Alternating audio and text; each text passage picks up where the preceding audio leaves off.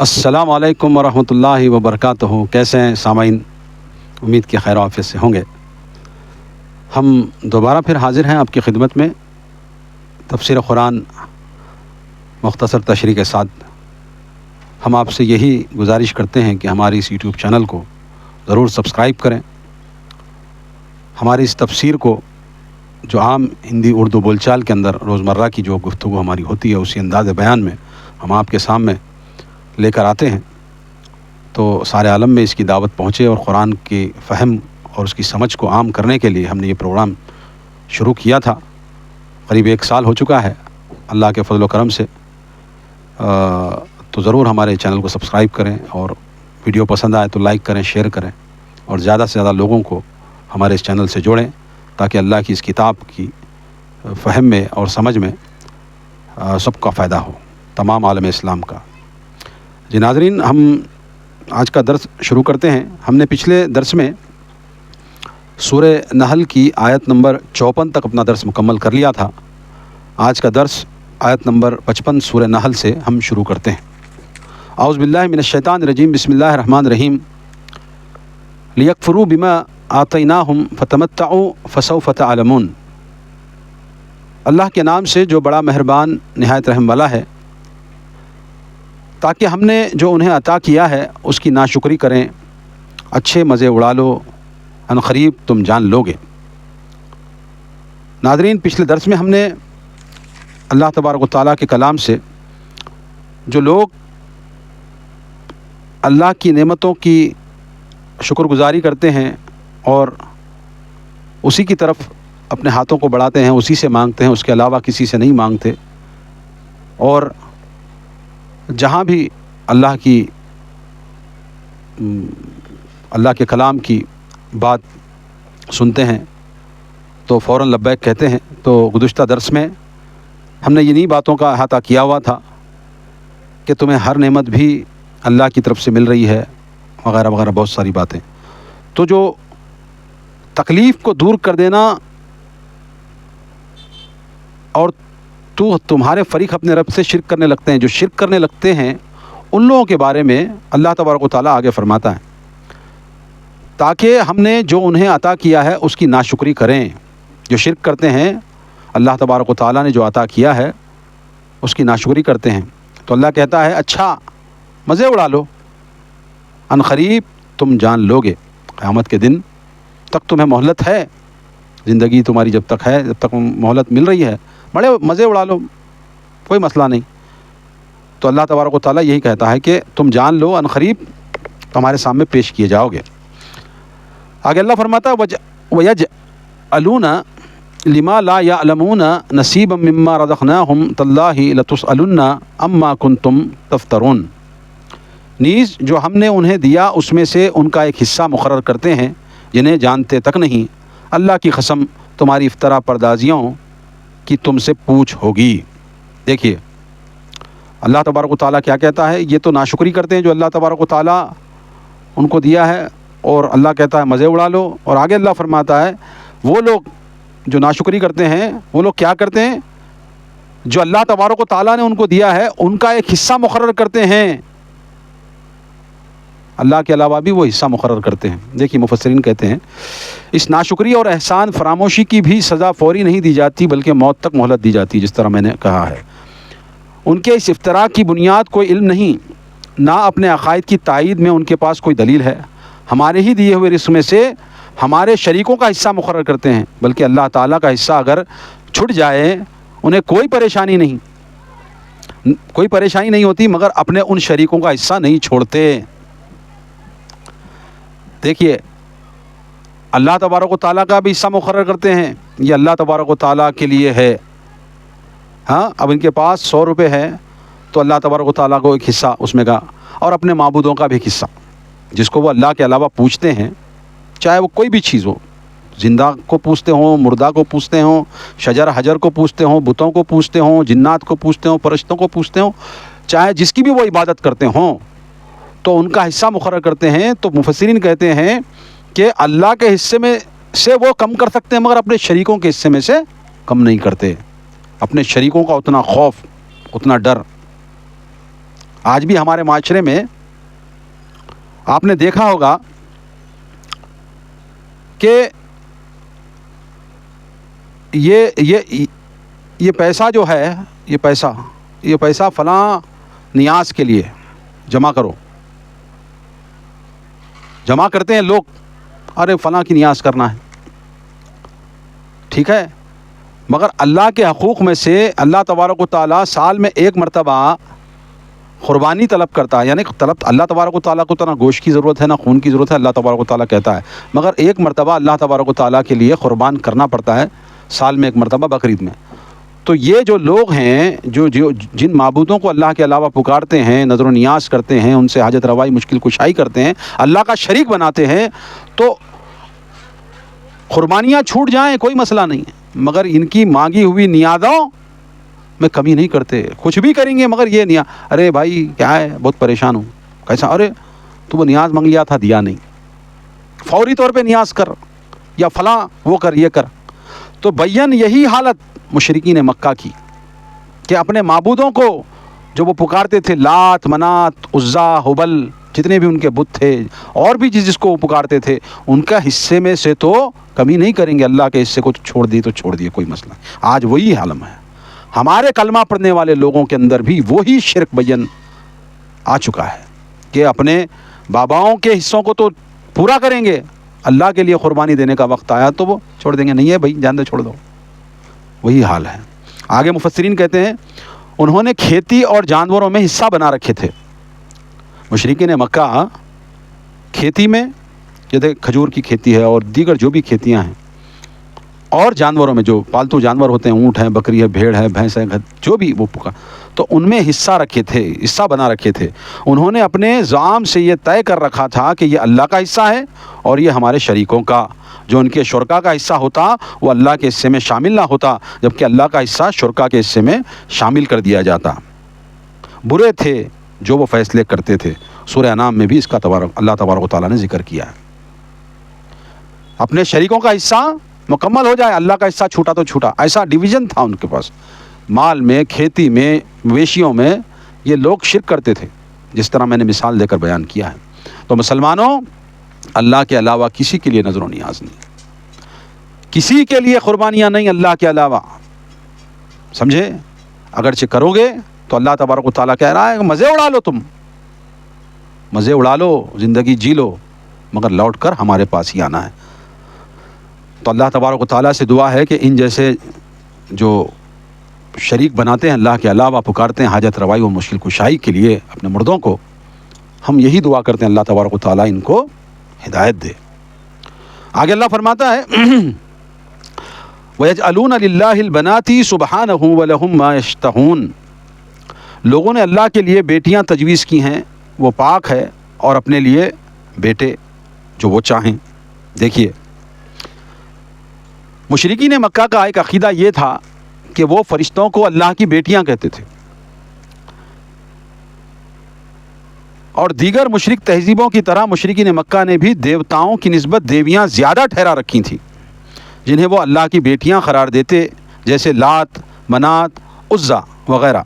لات لفظ الہ کی مؤنث ہے، عزا عزیز کی مؤنث ہے، اور منات منان کی مؤنث ہے۔ یہ وہ لوگ نام رکھے تھے۔ اس کا باقاعدہ حج بھی کیا جاتا، اور مشرکین مکہ ان کا طواف وغیرہ بھی کرتے، یعنی کہ یہ کیسی بھونڈی جو ہے ان کی عقل تھی کہ اللہ کی بیٹیاں قرار دیتے، کس کو؟ لات کو، منات کو اور عزا کو۔ یہ لیڈیز تھے، یہ فیمیل گاڈیس تھے۔ آج ہمارے یہاں بھی بہت ساری دیویوں کی عبادت ہوتی ہے بتوں کی شکل میں، فلاں ماں ہے، وہ ہے، یہ رانی ہے، وہ رانی ہے نا۔ ہماری یہ انڈین کلچر میں بین وہی تہذیب ہے جو مشرکین مکہ کی تہذیب تھی، دیوتاؤں سے زیادہ دیویاں کی عبادت ہوتی ہے۔ تو یہ بھی لوگ دیویوں کی عبادت کرتے تھے اور کہتے تھے کہ یہ جو ہے اللہ کی بیٹیاں ہیں، فرشتے اللہ کی بیٹیاں ہیں، اور یہ دیویاں ہمارے معبود ہیں، ہم ان کی عبادت کرتے ہیں، یہ ان کا عقیدہ تھا۔ وَإِذَا بُشِّرَ أَحَدُهُمْ بِالْأُنثَىٰ ظَلَّ وَجْهُهُ مسودا وهو کظیم. اور جب کسی کو لڑکی کی خبر ملتی ہے تو اس کا چہرہ سیاہ پڑ جاتا ہے اور وہ غم سے بھر جاتا ہے. دیکھیے اللہ تبارک و تعالیٰ کیا کہہ رہا ہے کہ اگرچہ کسی کو لڑکی کی بشارت مل جائے کہ تیرے یہاں لڑکی پیدا ہوئی ہے تیری بیوی کو، تب اس کا منہ لٹکنے پڑ گیا، پورا سیاہ ہو گیا، ارے یہ کیا ہو گیا، یہ ظلم ہو گیا. آج بھی لوگ سمجھتے ہیں، حالانکہ اللہ کے رسول صلی اللہ علیہ وسلم نے فرمایا جس مسلمان نے 3 بیٹیاں جس کے پاس ہیں اور وہ ان کی اچھی پرورش کرے اور ان کو شادی کر کے اچھے گھروں کو بھیجے، 3 لڑکیاں، تو اللہ تبارک و تعالیٰ کے رسول کہتے ہیں کہ وہ جنت کا مستحق ہے، اللہ تبارک و تعالیٰ اس کو جنت میں ڈالے گا. صحابی نے پوچھا اے اللہ کے رسول 2؟ اب کسی کے پاس 2 ہی ہیں، تو اللہ کے رسول صلی اللہ علیہ وسلم نے کہا ٹھیک ہے وہ بھی جائے گا. تو اس طرح ایک کے لیے بھی اللہ کے رسول صلی اللہ علیہ وسلم نے دعائیں دی ہیں، بشارتیں دی ہیں. تو میرے بھائیوں، حالانکہ لڑکی رحمت ہے اللہ کی،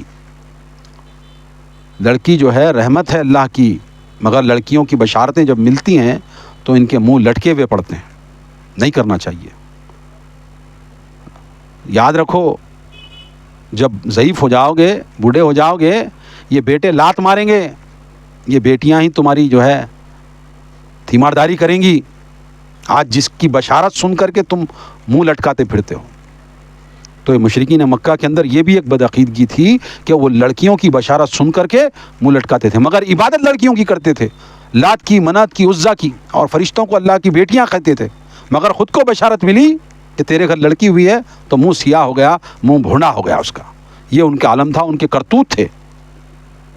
آگے اللہ فرماتا ہے یتوارا من القوم من سوء ما بشر به ایمسکوه علی ہون ام یدسہ فی التراب الا ساء ما یحکمون. آگے اللہ فرماتا ہے اور دی ہوئی خبر سے بوجھا آر لوگوں سے چھپتے پھرتا ہے، سوچتا ہے آیا اسے ذلت کے باوجود زندہ رہنے دیں یا زمین میں گاڑ دے، دیکھو یہ کیسا برا فیصلہ کرتے.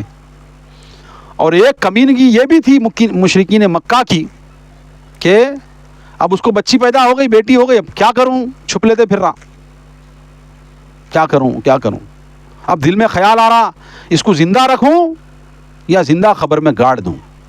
یہ مشرکین مکہ کا ایک عمل تھا کہ وہ اپنی لڑکیوں کو زندہ قبروں میں ڈالتے تھے، زندہ قبروں میں ڈالتے تھے. مفسرین کہتے ہیں شرک کرتے ہوئے بھی ایسا گھٹیا ذوق کا مظاہرہ کرتے ہیں کہ جو چیز خود سخت ناپسند کرتے ہیں وہی اللہ کے لیے روا ٹھہراتے ہیں. جاہلیت میں بیٹیوں کے بارے میں کیا احساسات ہوتے تھے، اس کی کیسی عمدہ نقشہ کشی کی گئی ہے.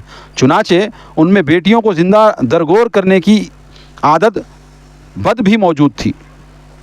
ایمسکہ علی ہون کا یہ معنی بھی ہو سکتا ہے کہ اس لڑکی کو ذلیل کر کے رکھے، یعنی لڑکوں پہ ساری توجہ ہو جبکہ لڑکی کی لونڈیوں کی طرح پرورش کرے. دیکھیے اتنا برا ان کا جو عمل تھا مشرکین مکہ کا کہ بچی کی بشارت ہو تو فوری طور پہ خیال دل میں یہ آئے کہ اسے زندہ رکھوں کہ نہیں رکھوں. یا یہ بھی ہو سکتا ہے کہ لڑکوں کے مقابلے میں اس کو پالوں پوسوں یا چھوڑ دوں ایسے ہی. یہ ان کا ذہن تھا. ایک واقعہ میرے ذہن میں آ رہا ہے، اللہ کے رسول صلی اللہ علیہ وسلم سے ایک صحابی، جو میں نے اس سے پہلے جو حدیث کوٹ کی تھی اس کی چھوٹی سی جھلک. مشرکین مکہ میں سے ایک شخص جو ہے اس کے گھر لڑکی ہو گئی. اب اس سے پہلے بھی جو ہے لڑکیوں کو دفنانے کا تھا، مگر یہ اب اس کا میاں بیوی میں باہم رضامندی ہوئی، نہیں ہم اس کو جو ہے بڑی کریں گے، اس کو جو ہے پالیں گے، پوسیں گے. اب اس کے قبیلے میں لڑکیوں کے بارے میں یہی چرچا تھی اور یہی رہن سہن تھا کہ ان کو زندہ درگور کیا جاتا تھا. مگر پھر بھی جو ہے اس کی ماں سے یا جو بھی ماں باپ کے اندر جو میاں بیوی کے اندر ایک کیفیت پیدا ہوئی اس کو زندہ رکھیں. تو اب کچھ دن ہوئے، کچھ بڑی ہوئی بچی، وہ بڑی ہو کر کے وہ کھیلنے کودنے کی عمر ہو گئی.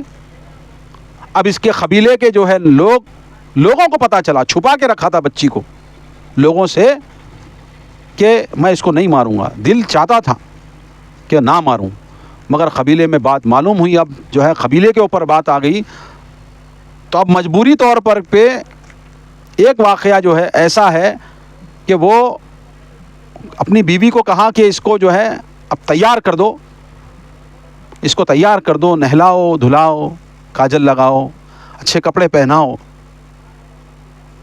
اور اس کو اچھے کپڑے پہنا کر کے اب باپ بیٹی کا مکالمہ ہو رہا ہے. کیفیت دیکھیں، یہ سچویشن دیکھیں کہ باپ بیٹی کے مکالمے میں باپ سے بیٹی پوچھتی ہے ابا کہاں جا رہے ہیں ہم، کیوں تیار کیا جا رہا ہے؟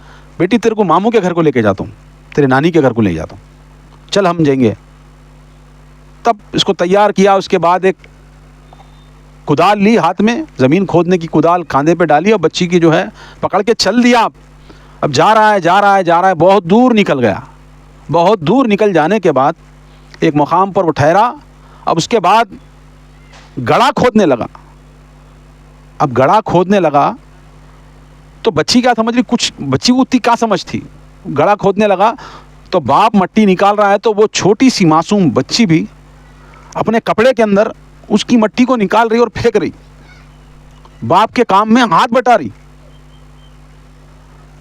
اس کے بعد اسی طرح چلتا رہا. باپ کے دل پر پتھر رکھے ہوئے، کیفیت رکھے ہوئے، پھر بھی گڑھا کھود رہا ہے، ورنہ اگرچہ معاشرے میں جاؤں گا، بیٹی کو اگرچہ درگور نہیں کیا تو لوگ مجھے چھوڑیں گے نہیں، مجھے بے عزت کریں گے. یہ بھی خیال تھا اور یہ رواج تھا، یہ ایک ایکٹ تھا، ایک سوشل ایلیمنٹ تھا، یہ ایک قانون جیسا معاملہ تھا کہ لڑکیوں کو زندہ درگور کرنا یہ کیفیت بنا دی گئی تھی، قانون بنا دیا گیا تھا. اب وہ بیٹی بھی ساتھ دے رہی ہے باپ کا، اس کو کیا پتا ہے یہ خبر اسی کے لیے کھودی جا رہی ہے. جب خبر کا گڑھا کھد گیا تو بیٹی کو جو ہے خبر میں سلایا. وہ سمجھ رہی ہے کھیل ہو رہا ہے کچھ. جب کھیل ہو رہا ہے سمجھ رہی ہے لڑکی، تو اس کے اوپر مٹھی ڈالنے لگا. تو لڑکی بھی اپنے آپ مٹھی ڈال رہی، جیسا بچے کھیلتے نہیں اتنا اپنے آپ پر مٹھی ڈالنے لگی. اس کے بعد دھیرے دھیرے دھیرے وہ باپ کا ہاتھ پکڑنے لگی. جب وہ باپ کی انگلی جب اس نے پکڑی تو وہ مٹھی ڈالتا گیا اتنا ڈالتا گیا کہ وہ بچی کا ہاتھ مٹی کے اندر چلا گیا اور وہ بچی دفن ہو گئی. تو ایسی کیفیات سے مشرکین مکہ اپنی بیٹیوں کو زندہ قبروں میں گاڑتے تھے. اللہ تبارک و تعالیٰ نے وہی نقشہ کھینچا ہے قرآن مجید کی سورہ نحل کے اندر. اللہ کے رسول صلی اللہ علیہ وسلم کا جب ملاقات ہوئی تو واقعہ سنایا. اللہ کے رسول صلی اللہ علیہ وسلم کی آنکھوں سے آنسو. اللہ کے رسول میرے ساتھ یہ گناہ کیا ہے، میں نے میری بیٹی کو میں نے زندہ دفن کیا ہے. اللہ کے رسول صلی اللہ علیہ وسلم نے کہا مسلمانوں جان لو اگرچہ کسی کے 3 بیٹیاں ہیں وہ اچھا پال پوس کر کے بڑا کر کے ان کو اپنے شادی کر کے ان کی اپنی زندگی کو بسا دے تو میں محمد صلی اللہ علیہ وسلم یہ ضمانت دیتا ہوں کہ اللہ تبارک و تعالیٰ اس کو جنت میں ڈالے گا. کسی کی 2 ہے تو بھی ضمانت ہے، کسی کی 1 لڑکی ہے تو بھی اللہ کے رسول صلی اللہ علیہ وسلم نے ضمانت دی ہے کہ لڑکی کی پرورش کر کے اس کو اس کا گھر بساؤ، اس کو نیک تعلیم دو. دنیا میں اس سے پہلے خبر میں درگور کرنے کے خلاف کوئی قانون نہیں تھا، مگر محمد رسول اللہ صلی اللہ علیہ وسلم نے لڑکیوں کے بارے میں یہ قانون بنایا کہ لڑکیوں کو زندہ درگور نہیں کیا جا سکتا. جس طرح لڑکا ہے اسی طرح لڑکی بھی ہے، جینے کا سب کو حق ہے. بتاؤ آج اسلام کے خلاف، آج تم کہتے ہو کہ اسلام عورتوں کو آزادی نہیں دیتا.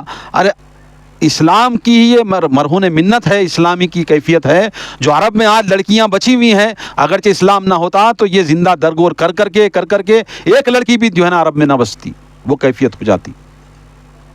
یہ اسلام کی مرہون منت ہے. آج اسلام پر نقطہ چینی کرتے ہو. اسلام نے عورتوں کو قید میں ڈالا ہے، اسلام نے عورتوں کو آزادی نہیں دی ہے، عورتوں کی جانیں بچائی ہیں، بچیوں کی جانیں بچائی ہیں. یہ اسلام ہی ہے. اس سے پہلے کس نے بتائی؟ کیوں گاڑا جاتا تھا؟ کس نے کہا؟ کس نے بشارت دی کہ ایک لڑکی کی بھی پرورش کر کے تم دنیا سے جاؤ، اس کو اس کے شوہر کے حوالے کرو، اس کا نکاح کرو تو تمہارے اوپر جنت کی گارنٹی رسول اللہ صلی اللہ علیہ وسلم نے دی ہے. 3 2 1 یہ اسلام ہے. تو ایسے ایسے واقعات سابق میں گزرے ہیں اسلام سے پہلے. اسلام آیا ہے تو انسانیت جب زندہ ہوئی ہے، ورنہ انسانیت ختم ہو جاتی اسلام نہ ہوتا تو. آگے اللہ فرماتا ہے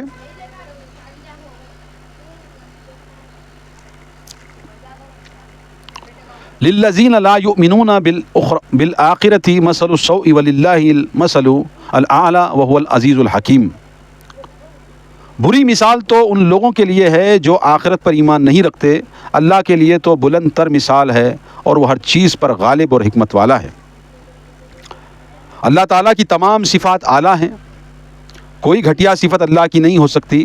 فرمان الہی ہے، وہ اللہ ہے جو تخلیق کرنے والا، سب کا معجد اور صورتیں عطا کرنے والا ہے، اس کے سب صفاتی نام اچھے ہیں۔ سورۃ حشر میں بھی اللہ تبارک و تعالیٰ نے بیان کیا ہے۔ آگے اللہ فرماتا وَلَوْ يُؤَاخِذُ اللَّهُ النَّاسَ يُظْلِمُهُمْ بِظُلْمِهِمْ مَا تَرَكَ عَلَيْهَا مِنْ دَابَّةٍ وَلَكِنْ يُؤَخِّرُهُمْ إِلَىٰ أَجَلٍ مُّسَمًّى فَإِذَا جَاءَ أَجَلُهُمْ لَا يَسْتَأْخِرُونَ سَاعَةً وَلَا يَسْتَقْدِمُونَ۔ اور اگر اللہ تعالیٰ لوگوں کو ان کے ظلم کے بنا پر پکڑنے لگتا تو زمین پر کوئی جاندار مخلوق باقی نہ رہ جاتی، لیکن وہ ایک معین عرصے تک ڈھیل دیے جاتا ہے، پھر جب ان کی مدت آ جاتی ہے تو اللہ کا عذاب ایک گھڑی بھی آگے پیچھے نہیں ہو سکتا۔ اللہ تبارک و تعالیٰ اگرچہ ہر کسی کو ظلم کے عدلے میں پکڑنا شروع کرے تو مخلوق ختم ہو جائے گی، تو اللہ تبارک و تعالیٰ کی مشیت ہے کہ جب اللہ کا عذاب ایک گھڑی بھی ٹالا نہیں جا سکتا۔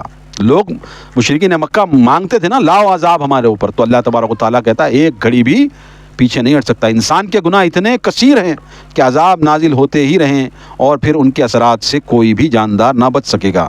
جیسے اگر قحط نازل ہو تو اس کے اثرات انسانوں کے علاوہ جانوروں پہ بھی ہوں گے۔ اللہ تعالیٰ چاہے تو قحط میں مبتلا کر دے، اناج کا ایک دانہ نہ رہے تو زندہ رہیں گے؟ انسان نہیں رہیں گے۔ تو اللہ تبارک و تعالیٰ نے ڈھیل دی ہوئی ہے اور اس کا حکم ایک گھڑی بھی آگے پیچھے نہیں ہو سکتا۔ آگے اللہ فرماتا ہے وَيَجْعَلُونَ لِلَّهِ مَا يَكْرَهُونَ وَتَصِفُ أَلْسِنَتُهُمُ الْكَذِبَ أَنَّ لَهُمُ الْحُسْنَى لَا جَرَمَ أَنَّ لَهُمُ النَّارَ وَأَنَّهُمْ مُفْرَطُونَ۔ لوگ اللہ کے لیے جو تجویز کرتے ہیں اسے خود ناپسند کرتے ہیں، اور ان کی زبانیں جھوٹ بولتی ہیں کہ ان کے لیے بھلا ہی ہے، ان کے لیے یقینی چیز تو جہنم کی آگ ہے اور اس میں یہ سب سے آگے دھکیلے جائیں گے۔ لوگ اللہ کے لیے جو تجویز کرتے ہیں اسے خود ناپسند کرتے ہیں۔ دیکھو اللہ کے لیے کیسا تجویز کر رہے لوگ۔ جیسے آیت نمبر 58 میں واضح ہوا کہ اپنے لیے بیٹیاں ننگ آر سمجھتے مگر اللہ کے لیے بیٹیاں شریک ٹھہراتے۔ جیسے اس سے پہلے بیان کیا گیا ہے کہ وہ فرشتوں کو اللہ کی بیٹیاں کہتے، خود کے لیے بیٹی پسند نہیں کرتے، خبروں میں ڈالتے، زندہ خبروں میں گاٹتے، مگر اللہ کے لیے فرشتوں کو بیٹیاں بناتے۔ کیسی بھونڈی تجویز دے رہے ہیں نا اللہ کے لیے، وہی بتا رہا اللہ تعالیٰ۔ مفرطون کا دوسرا معنی یہ ہے کہ وہ بھلا دیے جائیں گے۔ اللہ تبارک و تعالیٰ جو ہے ان کو آخرت میں جہنم کے اندر آگے ڈھکیلے گا۔ آگے اللہ فرماتا ہے تاللہ لقد ارسلنا الی امم من قبلک فزین لهم الشیطان اعمالهم فهو ولیہم اليوم ولہم عذاب علیم۔ اللہ کی قسم، ہم آپ سے پہلے بہت سی امتوں کی طرف رسول بھیج چکے ہیں، تو شیطان انہیں ان کے کرتوت مزین کر کے دکھاتا رہا، اور آج بھی وہی ان کفار کا سرپرست ہے اور انہیں المناک عذاب ہوگا۔ یہ شیطان جو ہے نا، یہ لوگوں کے اعمال کو خوشنما بنا کے بتاتا ہے، کچھ بھی بدعمالی کراتا ہے اس کو اچھا سجا سنوار کے لوگوں کی نظروں میں پیش کرتا ہے۔ اللہ تبارک و تعالیٰ کہتا ہے آج بھی وہی ان کفار کے اوپر سرپرست کرتا ہے، آج کے دور بھی کفار کے اوپر بھی سرپرستی وہی کرتا ہے شیطان، اور ان کو ان کے اعمال، ان کے جو بدعمالیاں ہیں ان کو خوشنما بنا کر کے پیش کرتا ہے۔ وما انزلنا عليك الكتاب الا لتبين لهم الذي اختلفوا فيه وهدى ورحمة لقوم يؤمنون۔ ہم نے آپ پر یہ کتاب اس لیے نازل کی ہے کہ جن باتوں میں یہ لوگ اختلاف کرتے آپ ان کے لیے حقیقت واضح کر دیں، نیز یہ کتاب ایمان لانے والوں کے لیے ہدایت اور رحمت ہے۔ گویا جو کتاب قرآن اور اس کا بیان یعنی سنت اللہ تعالیٰ نے نازل فرمائی، اس کا مقصد یہ ہے کہ اختلافات میں حق کی راہ متعین کر دے۔ کتاب و سنت کو حکم بنا کر آج بھی یہ اختلاف ختم کیے جا سکتے ہیں۔ اللہ تبارک و تعالیٰ کہتا ہے کہ یہ کتاب قرآن مجید ہم نے جو نازل کی ہے اس کو کھول کر کے بیان کریں اور اس پر عمل کر کے دکھلائیں اپنی سنتوں کے مطابق، لوگوں کو واضح بتا دیں کہ اللہ تبارک و تعالیٰ کیا فرماتا ہے۔ آگے اللہ فرماتا ہے واللہ انزل من السماء ماء فاحیا به الارض بعد موتها ان فی ذلک لآیات لقوم یسمعون۔ اور اللہ نے آسمان سے پانی برسایا جس سے زمین کو اس کے مردہ ہونے کے بعد زندہ کیا، بلا شبہ اس میں بھی لوگوں کے لیے نشانی ہے جو غور سے سنتے ہیں۔ اللہ فرماتا ہے اللہ نے آسمان سے پانی برسایا اور جو بنجر اور مردہ زمین تھی اس میں سر شبد و شادابی اللہ تبارک و تعالیٰ نے دی، میوہ اگایا، پھل فروٹ اگایا، گھاس اگایا، سب کچھ اللہ تبارک و تعالیٰ نے مردہ زمین کو زندہ کیا۔ مردہ یعنی کہ وہ مری ہوئی نہیں ہے، یعنی کہ وہ بنجر پڑی ہوئی تھی، پانی برسایا پھر اس سے اگایا۔ ایک سسٹم اللہ تبارک و تعالیٰ نے بنایا، اور عقل والوں کے لیے یہ بہت بڑی نشانی ہے جو سنتے ہیں اور غور کرتے ہیں، اللہ کے کلام کو سنتے ہیں اور غور کرتے ہیں، اس میں بہت بڑی نشانی ہے۔ وَإِنَّ لَكُمْ فِي الْأَنْعَامِ لَعِبْرَةً نُسْقِيكُم مِّمَّا فِي بُطُونِهِ مِن بَيْنِ فَرْثٍ وَدَمٍّ لَبَنًا خَالِصًا سائغًا لِلشَّارِبِينَ۔ دیکھیے اللہ تبارک و تعالیٰ نے آگے فرماتا ہے نیز تمہارے لیے چوپایوں میں بھی برت ہے، جو چوپائے ہے چار پار کے جانور ہیں اس میں بھی برت ہے، ان کے بطنوں میں فضلہ اور خون موجود ہوتا ہے، ان کے اندر خون اور گوبر وغیرہ جو بھی غلیظات ہے یہ چیز موجود ہوتی ہے، ان کے درمیان سے ہم تمہیں خالص دودھ پلاتے ہیں جو پینے والوں کے لیے خوشگوار ہے۔ اور اللہ تبارک و تعالیٰ یہ گوبر، یہ خون، یہ لوتھڑے، یہ گندگی کے درمیان میں سے ایک پاک صاف شفاف دودھ نکالتا ہے، اس میں بھی اللہ کی جو ہے حکمت ہے اور اللہ کی بہت بڑی نشانی ہے، اللہ تبارک و تعالیٰ فرماتا ہے۔ جیسے کہ مفسرین اس کی وضاحت کرتے ہیں تھوڑی سی، اس آیت میں غور و فکر کرنے والوں کے لیے بڑی نشانیاں ہیں، یہ جو آیت چوپایوں کے بارے میں ہے بڑی نشانیاں ہیں۔ مختصراً سائنسی تحقیقات کی روشنی میں دودھ بننے کا عمل یوں ہے، دودھ بننے کا مختصر سا عمل مفسرین نے بیان کیا ہے۔ دودھ پلانے والے جانور یعنی میملز کی آنتوں میں جہاں فضلہ گندگی فرس ہوتا ہے، ایسے خوراک کے اجزاء کیمیائی عمل کے ذریعے علیحدہ ہوتے ہیں جن سے دودھ بنتا ہے۔ یہ اجزاء خون کی نالیوں میں ایک پیچیدہ نظام کے ذریعے منتقل ہو جاتے ہیں۔ خون ان اجزاء کو جسم کے مختلف حصوں میں منتقل کر دیتا ہے، چنانچہ خون کی نالیوں سے یہ اجزاء ان غدود یعنی میمری گلینڈ میں منتقل ہوتے ہیں جو کہ دودھ بنانے کا عمل مکمل کرتے ہیں۔ یاد رہے کہ گردش خون یعنی بلڈ سرکولیشن کا نظام نزول قرآن کے لگ بھگ 1000 سال بعد دریافت ہوا، اور فضلے میں ہونے والا کیمیائی عمل جو فضلے سے دودھ بنانے والے اجزاء علیحدہ کرتا ہے مزید 300 سال بعد دریافت ہوا۔ مفسرین کہتے ہیں کہ یہ جو بلڈ سرکولیشن ہے انسان کے جسم میں یا جانور کے جسم میں جو خون گردش کرتا ہے، ہارٹ پمپ کرتا ہے اور مختلف نسوں کے ذریعے سے خون جو ہے مختلف جسموں کے دوسرے جگہوں پر پہنچتا ہے، پھر وہاں سے خون آتا ہے، فلٹر ہوتا ہے، اس طرح یہ سرکولیشن جس کو کہتے ہیں ایک سرکولیشن، یہ 1000 سال اسلام کے 1000 سال بعد دریافت کیا گیا۔ مگر اللہ تبارک و تعالیٰ نے یہاں پر خون کا تذکرہ اور دودھ کا تذکرہ کر کے یہ قرآن کے اندر ایک معجزہ رکھا کہ ہم خون کے اور فضلے کے درمیان میں سے خالص دودھ کیسے نکالتے ہیں، یہ عمل مفسرین نے بیان کیا ہے۔ اب اگر قرآن کریم کی اس آیت کو دیکھا جائے تو معلوم ہوگا کہ کس طرح دقیق انداز میں دودھ بننے کے عمل کی وضاحت کی گئی ہے۔ سبحان اللہ احسن الخالقین، یعنی کہ کتنا بہترین اللہ تبارک و تعالیٰ نے یہ دودھ بنانے کا سسٹم جانوروں کے اندر، انسانوں کے اندر، جہاں جس میں بھی دودھ بنتا ہے تو وہ خالص فضلہ اور خون کے درمیان میں سے ایک صاف اور شفاف دودھ جو ہے لوگوں کے لیے بڑا خوشگوار ہوتا ہے۔ ٹھیک ہے، تو اللہ تبارک و تعالیٰ نے اس میں بھی عبرت اور نشانی بنائی ہے کہ اب ایمان لاؤ یہ دیکھ کر کے۔ آگے اللہ فرماتا وَمِن ثمرات النخیل وَأَعْنَابٍ تَتَّخِذُونَ مِنْهُ سَكَرًا وَرِزْقًا حَسَنًا إِنَّ فِي ذَلِكَ لَآيَاتًا لِقَوْمٍ يَعْقِلُونَ۔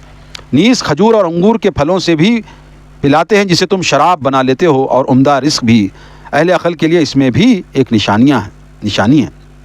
یعنی کہ اللہ تبارک و تعالیٰ کہتا ہے کہ ہم کھجور کے بارے میں بھی ہماری قدرت ہے، اس میں بھی غور و فکر کرو کہ جس سے تم پینے کے لیے شراب بھی بنا دیتے ہو، اور جو ہے اس میں رزق بھی ہے، کھجور کوئی کھاتا ہے اس سے شراب بھی بنا لیتے، دیگر سندولے ہے، سندھی ہے، نشے کی چیزیں بھی جو ہے نا اس سے بنا لیتے، اور وہ کھانے کے لیے منجل ہے، تاڑی ہے، بہت ساری چیزیں ہیں نا بھائی کھجور کے علاوہ بھی، تو یہ اللہ تبارک و تعالیٰ اس میں بھی نشانیاں رکھی ہوئی ہے، اللہ تبارک و تعالیٰ بیان فرماتا ہے۔ وَأَوْحَىٰ رَبُّكَ إِلَى النَّحْلِ أَنِ اتَّخِذِي مِنَ الْجِبَالِ بُيُوتًا وَمِنَ الشَّجَرِ وَمِمَّا يَعْرِشُونَ۔ دیکھیے اللہ تبارک و تعالیٰ فرماتا ہے نیز آپ کے رب نے شہد کی مکھی کی طرف وحی کی کہ پہاڑوں میں، درختوں میں اور بیلوں میں اپنا گھر چھتا بنا، यहाँ वही का मफ़हूम शहद की मक्खी की फ़ितरत में ये सलाहियत व वदायत करना है, वही का मानी नेज़ इशारा है। वही की अक़साम की तफसील के लिए देखें अश-शुरा के अंदर भी अल्लाह तबारक व तआला वही के अक़साम बयान कर रहा है, यानी कि अल्लाह तबारक व तआला ने वही हुक्म कि शहद की मक्खी को हुक्म दिया कि वो पहाड़ों में या कहाँ भी जो है ना अपना जत्ता बना करके वहाँ शहद जमाए, जिसमें अल्लाह तबारक व तआला ने शफ़ा रखी है, हदीसों के अंदर आया है। सुम्मा कुल्ली मिन कुल्ली समराती फस्लुकी सुबुल रब्बिकी ज़ुललन यख़रुजु मिन बुतूनिहा शराबुन मुख्तलिफुन अलवानुहु फ़ीही शिफ़ाउन लिन्नासि इन्न फ़ी ज़ालिका लआयातिन लिक़ौमिन यतफ़क्करून। फिर हर किस्म के फल से रस चूस और अपने रब की हमवार करदा राहों पर चलती रहे। उन मक्खियों के पेट से मुख्तलिफ़ रंगों का मशरूब निकलता है जिसमें लोगों के लिए शिफा है। यकीनन इसमें भी एक निशानी है गौर व फिक्र करने वालों के लिए। अल्लाह तबारक व तआला कहता है कि इसमें भी निशानी है गौर व फिक्र करने वाला। शहद का लजीज़ मशरूब मौसर ग़िज़ा होना तो सबको मालूम है, लिहाजा यहाँ शहद का दवा होना ज़िक्र किया गया। शहद में कुदरती सिफत यह है कि वो नमी जज्ब करता है, इस वजह से वो गलता सड़ता नहीं, और जो चीज़ इसमें डाली जाए उसे भी महफूज रखता है। इसके अज्जा वैसे तो वही हैं जो कि चीनी के होते हैं, मगर वो इस हालत में होते हैं कि मादे को उन्हें हज़म करने की ज़रूरत नहीं पड़ती। इसीलिए शहद फ़ौरी तवानाई मुहैया करने का बेहतरीन ज़रिया है। जिस किस्म के फूलों से ये रस लिया गया है उसके असरात भी शहद में मौजूद रहते हैं। गोया इस अंदाज से मखसूस तासीर रखने वाले फूलों से ऐसे शहद तैयार किए जा सकते हैं जो कि मुख्तलिफ़ बीमारियों में ज़्यादातर मौसर हों। यानी शहद के बारे में मुफस्सिरीन ने अपनी राय बयान की है कि उसमें शिफा है, वो कैसे है, क्या है, मुफस्सिरीन ने बयान किया है। शहद की मक्खी और उस शहद का बनाना, इस सारे अमल में अल्लाह ताला की बेशुमार निशानियाँ हैं। अब यहाँ पर थोड़ा डिक्लेरेशन शहद बनने के ताल्लुक़ से मुफस्सिरीन ने बयान की है। शहद बनाने में मादा मक्खी फ़ीमेल वर्क बी का बुनियादी किरदार होता है, यानी कि शहद की मक्खी की जो फ़ीमेल है उसका किरदार होता है, का बुनियादी किरदार होता है। ये सिर्फ गुज़श्ता चंद सालों में तजुर्बात की रोशनी में दरियाफ़्त किया गया है, वरना हमेशा से ये समझा जाता है कि शहद बनाने वाली मक्खी नर होती है। कुरान करीम ने फूलों के रस चूसने के लिए जो फ़ाल इस्तेमाल किया है वो सिर्फ मादा ही के लिए इस्तेमाल किया जाता है। देखिए अल्लाह तबारक व तआला ने 1400 साल पहले बयान किया है कि मादा मक्खी ही शहद बनाती है, मगर लोग समझते थे पहले कि नर जो है शहद बनाता है, क्योंकि तकरीबन 1 किलोग्राम शहद बनाने के लिए मक्खी को 4 मिलियन फूलों का रस चूसना पड़ता है। मक्खी इस अमल के लिए बेमिसाल नज़्म व नुस्ख़ का मुज़ाहरा करती है। मक्खी दूसरी शहद की मक्खियों तक फूलों के फासले और सिमत की मालूमात पहुँचाने के लिए अल्ट्रासोनिक लहरें इस्तेमाल करती है। यानी कि मुफस्सिरीन कहते हैं कि मक्खी के अंदर कुछ अल्ट्रासोनिक लेज़र जो भी होता है वो इस्तेमाल करती है, वो रास्ता तय करती है या अपना टारगेट ढूंढती है। बहरहाल अल्लाह तबारक व तआला ने बेशुमार शहद के अंदर फ़वाइद बयान किए हैं, वही मुफस्सिरीन ने तज़किरा किया है। आगे अल्लाह फरमाता है वल्लाहु खलक़कुम सुम्मा यतवफ़्फ़ाकुम व मिनकुम मन युरद्दु इला अर्ज़िल उमूरि लिका ला यअलम बअद इल्मिन शैअन इन्नल्लाहा अलीमुन क़दीर। अल्लाह आगे फरमाता है अल्लाह ने तुम्हें पैदा किया, फिर वही तुम्हें मौत देता है और तुम में से बाज़ को रज़ील तरीन उम्र तक पहुँचाया जाता है ताकि इल्म के बाद वो कुछ ना जाने। बिलाशुबा अल्लाह सब जानने वाला और क़ादिर है। यानी कि अल्लाह तबारक व तआला पैदा किया, मौत भी वही देगा। बाज़ लोग बुढ़ापे की इतनी कसीर लंबी उम्र तक पहुँचते हैं कि अब ये भाई मरता ही नहीं, तो अल्लाह तबारक व तआला की मर्ज़ी से ही वो होता है। अल्लाह तबारक व तआला क़ुदरत वाला है। वल्लाहु फ़ज़्ज़ल बअदकुम अला बअदिन फ़िर रिज़्क़ि फ़मल्लज़ीना फ़ुज़्ज़िलू बिरद्दि रिज़्क़िहिम अला मा मलकत अयमानुहुम फ़हुम फ़ीही सवाउन अफ़बिनिअमतिल्लाहि यजहदून। अल्लाह आगे फरमाता है नीज़ अल्लाह ने तुम्हें रिज़्क़ के मामले में एक दूसरे पर फजीलत दी है, फिर जिन लोगों को फजीलत दी है वो अपना रिज़्क़ अपने ग़ुलामों की तरफ लौटाने वाले नहीं हैं कि आका व ग़ुलाम सब बराबर हो जाएं। क्या फिर वो अल्लाह की नेमतों का ही इनकार करते हैं? देखिए यहाँ पर भी है कि अल्लाह तबारक व तआला कहता है बाज़ को कम माल दिया, बाज़ को ज़्यादा दिया, किसी को मालिक बनाए, किसी को ग़ुलाम बनाए, किसी को हाकिम बनाए, किसी को महकूम बनाए। ये सब कुदरत के अंदर अल्लाह तबारक व तआला की मर्ज़ी से होता है। और मगर तक़वे के लिहाज से अल्लाह तबारक व तआला के नज़दीक वही बड़ा है, वही फ़ज़ल वाला है जो मुत्तक़ी है, अल्लाह से डरने वाला है। वल्लाहु जअल लकुम मिन अनफुसिकुम अज़वाजन व जअल लकुम मिन अज़वाजिकुम बनीना व हफ़दतन व रज़क़कुम मिनल तय्यिबाति अफ़बिल बातिलि युमिनून व बिनिअमतिल्लाहि हुम यकफ़ुरून। आगे अल्लाह फरमाता है اللہ نے تمہارے لیے تمہیں میں سے ازواج بنائیں اور تمہاری ازواج سے تمہارے لیے بیٹے اور پوتے بنائے اور تمہیں پاکیزہ چیزوں کا رزق عطا کیا، پھر وہ باطل پر یقین رکھتے ہیں اور اللہ کی نعمتوں کا انکار کرتے ہیں۔ اللہ تبارک و تعالیٰ کہتا ہے کہ تمہیں سے تمہارے جوڑے بنائے، عورتیں بنائیں جس سے تم ازواج، تم شادیاں کرتے ہو، نکاح کرتے ہو، پھر تمہیں اس سے بیٹے ہوتے ہیں، پھر ان بیٹوں سے تمہیں پوتے ہوتے ہیں۔ تو اللہ تبارک و تعالیٰ اپنے فضل کے بارے میں ذکر کر رہا ہے کہ تم پر اللہ تبارک و تعالیٰ نے کیسے کیسے احسان کیا، پھر بھی تم ناشکری کرتے ہو، پھر بھی تم ناشکری کرتے ہو اور باطل پر یقین رکھتے ہیں، شرک کرتے ہو، گناہ کرتے ہو، بت پرستی کرتے ہو، مردہ پرستی کرتے ہو۔ تو اللہ تبارک و تعالیٰ وہی ذکر کر رہا ہے، اور اللہ کی نعمتوں کا انکار کرتے ہو۔ اللہ تبارک و تعالیٰ اتنا سب کچھ دینے کے باوجود اس کے ساتھ تم شریک کر کے اس کا انکار کرتے ہو۔ تو دوستوں، اللہ کے فضل و کرم سے ہم نے آیت نمبر 55 سے لے کر کے آیت نمبر 72 تک سورہ نحل کی ہم نے مکمل کر لی ہے۔ ہم آپ سے یہی گزارش کرتے ہیں کہ ہمارے اس یوٹیوب چینل کو سبسکرائب کریں، زیادہ سے زیادہ لوگوں تک ہماری اس قرآن کی ویڈیوز کو شیئر کریں، لائک کریں۔ کوئی سوال ہے درس کے متعلق یا اور کوئی سوال ہے تو آپ ضرور ہم سے کامنٹ باکس میں پوچھ سکتے ہیں۔ آج کے لیے بس اتنا ہی۔ آیت نمبر 55 سورہ نحل سے شروع آیت نمبر 72 تک ہمارا درس مکمل ہو چکا ہے۔ بہت ساری باتیں ہم نے آج سیکھی ہیں اللہ کے فضل و کرم سے۔ ہم آپ سے یہی گزارش کرتے ہیں کہ ہمارے چینل کو سبسکرائب کریں، زیادہ سے زیادہ لوگوں تک ہماری اس دعوت کو پہنچائے جو عام ہندی اردو بول چال کے اندر ہم آپ کے سامنے گاہے بگاہے لے کر آتے ہیں۔ تو آج کے لیے بس اتنا ہی، مجھے اجازت دیں، پھر دوبارہ جب اللہ کی مرضی ہوگی میں دوبارہ حاضر ہو جاؤں گا۔ جب تک کے لیے السلام علیکم ورحمۃ اللہ وبرکاتہ۔